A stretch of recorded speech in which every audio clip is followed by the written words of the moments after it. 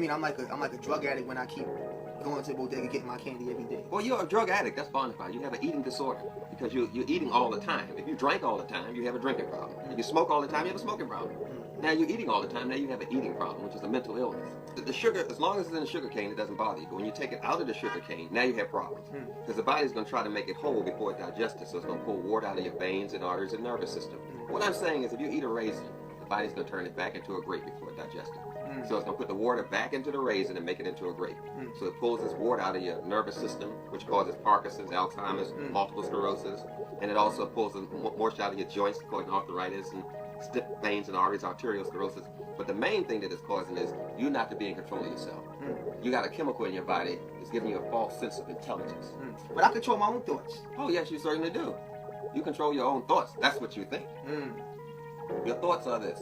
You like sugar, so you eat sugar. So why is it that you like sugar? Who told you to like sugar?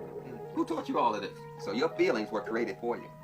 Someone told you how to feel. If you eat this candy bar, you feel good. Your feelings are connected to this candy bar forever. So soul food, you know, that's a big thing with us as people. We love soul food, you know. That's known as a scavenger diet, where you eat the scraps that are left over. Scraps. It tastes good though. We don't want to eat a slave diet, right? We want to eat the food the way God made it.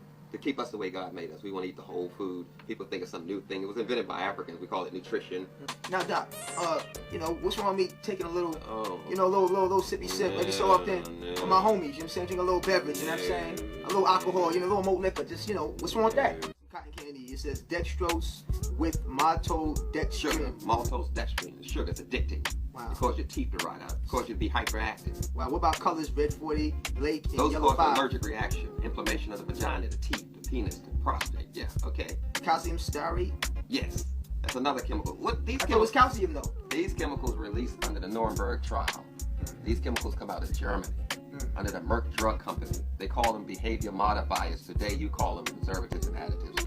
You have to read the Control my behavior. Of course, that's what it's about. They can't addict you to an apple. You can't get addicted to celery. Are you crazy? They can only addict you to this thing if they got sugar in it. So basically I'm a junkie. I'm a sugar junkie. You're worse than a sugar junkie. You're hyperactive because sugar will speed you up.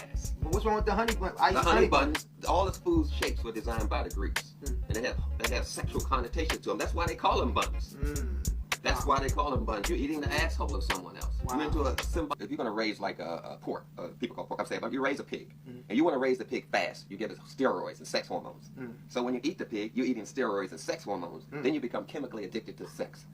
One of the most chemicalized animals there around is beef and that pig. So in some ways, they want to get you into eating beef and pig in any form. They can call it ham or pork rinds and all that kind of stuff, but you're eating the chemicals. This industry called the food industry is a